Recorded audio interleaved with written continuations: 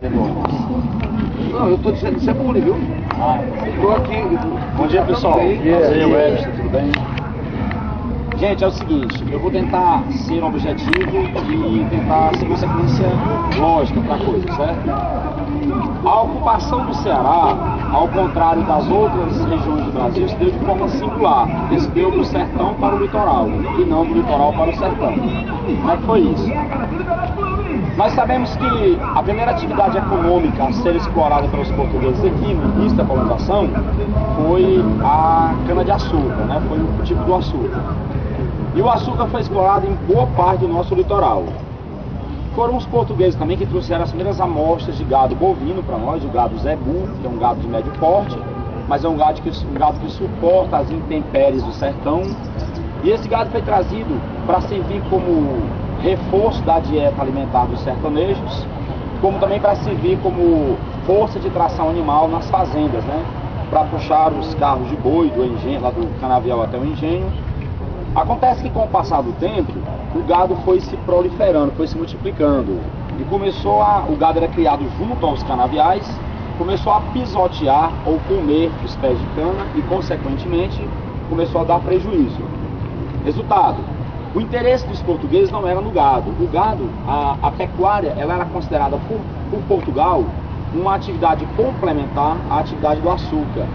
Então, o gado servia para nós e não necessariamente para eles portugueses.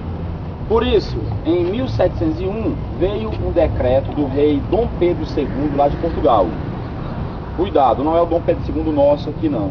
Esse é lá de Portugal. Então, em 1701 veio um decreto determinando que o gado não poderia mais ser criado a menos de 10 léguas do litoral. Quem é do sertão sabe que uma légua tem aproximadamente 6 quilômetros, ou seja, a menos de 60 quilômetros o gado não poderia mais ser criado.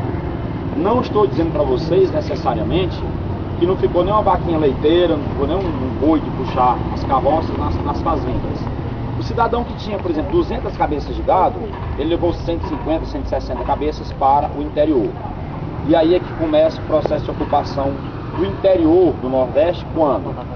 Naquela região do Recôncavo Baiano e naquela região metropolitana do Recife, havia muitos engenhos e, consequentemente, havia muito gado ali. Então, veio a ordem para que o gado fosse afastado. E o gado foi levado seguindo o curso dos rios, lá em Pernambuco. O rio Capibaribe e o rio Beberibe, e em Salvador, o rio São Francisco. Na semana agora que se passou, a gente falava sobre a pecuária no Brasil de uma forma geral.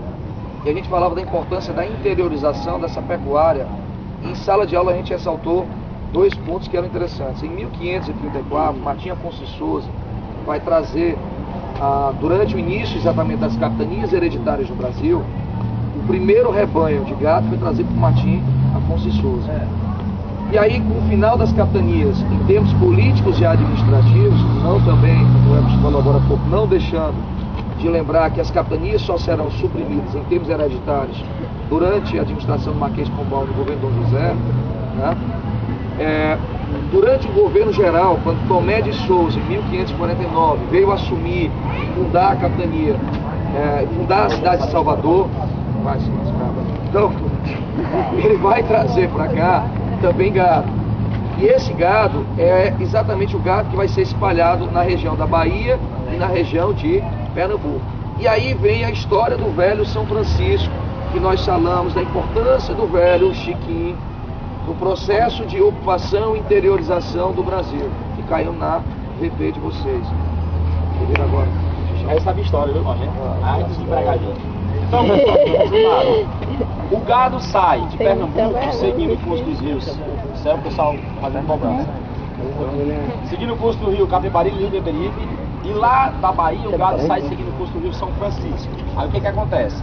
A gente vai ter duas rotas, a chamada rota do sertão de dentro e a rota do sertão de fora. Aqui no Ceará, o gado chegou pela rota que veio de Pernambuco, a chamada rota do sertão de fora. O gado vinha margeando o litoral. Aí chegou ali por Capuí, Aracati, Itaiçaba e depois entrou seguindo o curso do rio Jaguaribe. E a outra rota do sertão de dentro, que saiu da Bahia, ela veio aí Bahia, Sergipe, Alagoas, Pernambuco, até chegar ao interior do Ceará. Tá acontecendo algum munganga aí atrás, tá? E ali na frente também. Então, chegou meu filho. Pessoal? Imagina, tava dando aula aqui agora há pouco. Agora eu vou contar, eu tava dando aula agora daqui a pouco. Aí uma senhora encostou aí, ele chegou pra senhora e disse: minha senhora, vá logo embora, daqui a pouco ela vai pedir o dinheiro. A velhinha, ó.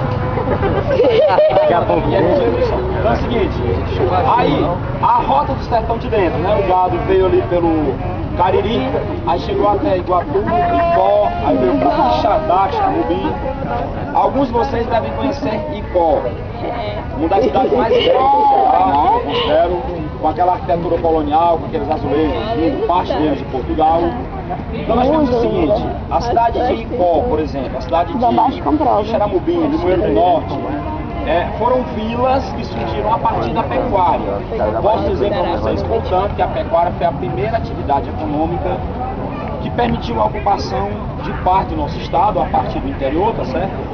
Eu estou falando de uma época, gente, em que não existia ainda a técnica do charque.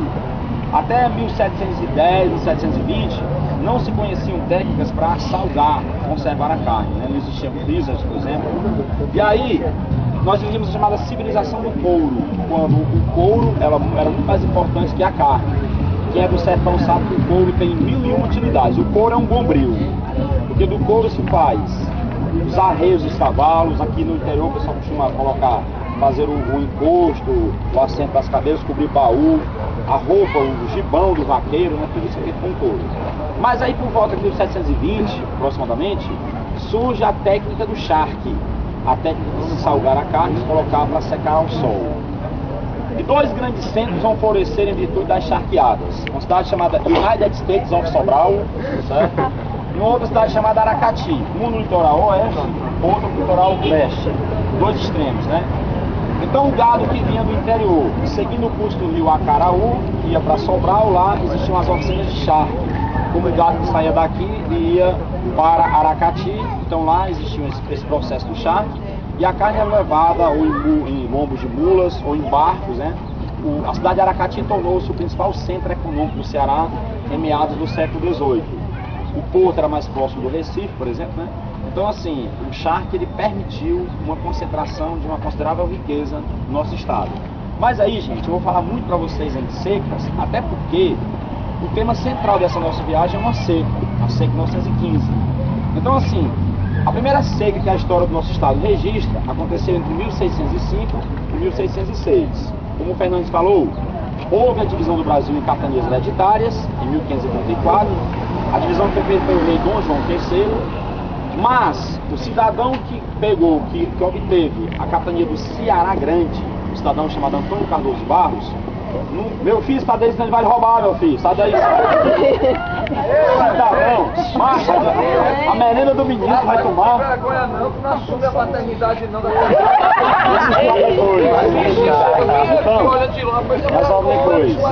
Então, pessoal, é o seguinte. O cidadão chamado Antônio Cardoso de Barros, que obteve a capitania do Ceará Grande, nunca veio sequer tomar posse da capitania, tá? Ficou, como diz o pagodeiro meu, ficou abandonada por muito tempo a capitania, né?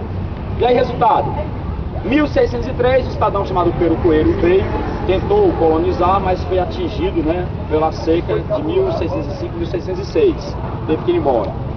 Nós tivemos outras secas significativas, duas, por exemplo, no século XVIII, uma entre 1777 e 1779, e uma outra entre 1790 e 1793. Esta última, do século XVIII, dizem alguns historiadores que ela foi responsável por dizimar 7/8 do gado cearense. E foi a partir daí que as charqueadas entraram em decadência e a técnica foi levada para o extremo sul do país. Tem algum gaúcho aqui? Não? Então é o seguinte, vou contar uma historinha, tá? Já ouviu falar no gaúcho de Pelotas? Eu sei que tem um cara com o Figueirense, mas né, assim, Rio Grande do Sul, né? É um pouquinho, é vizinho só. Quando as charqueadas entraram em decadência do Ceará, essa técnica foi levada para o sul. E lá no sul, as condições mais favoráveis, né? Um clima mais ameno, muito pasto, muita água, o gado engorda com mais facilidade. E aí as empresas das charqueadas floresceram no sul. E na cidade de Pelotas, especificamente, onde o Fernandes tem alguns parentes, né? Diz até que ele tem uma descendência muito forte e tal. Então, lá em Pelotas, muitos homens fizeram fortuna com o charque. E aí passaram a mandar seus filhos estudarem na Europa, especificamente na França, na época da Belle Époque. E essa juventude ia para a França, passava 4, 5 anos estudando lá, e quando voltava muito refinada, falando aquela linguagem que um bicozinho na boca, assim, o francês naquele bicozinho e tal, né?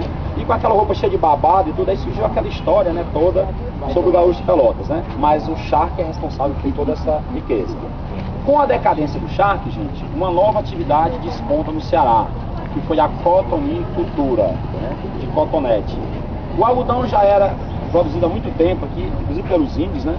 Mas foi justamente no início da segunda metade do século XIX, quando a gente vivenciou a Guerra de Secessão. Acredito que na prova de vocês isso foi cobrado, né, na VP dessa etapa.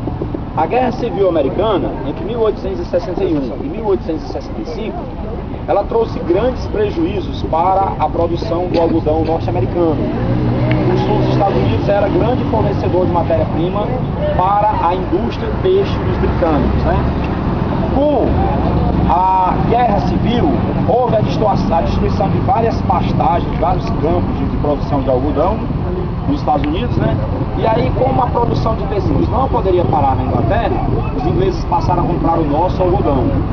Foi nessa época que Fortaleza despontou como uma cidade mais importante, ou seja, Fortaleza passa a desbancar Aracati, porque a alfândega ficava em Fortaleza, havia uma rede de telégrafos, havia muitos armazéns, os comerciantes que recebiam o algodão e repassavam para os europeus ou americanos, né, ficavam em Fortaleza. O porto melhor localizado e melhor equipado, o de Aracati.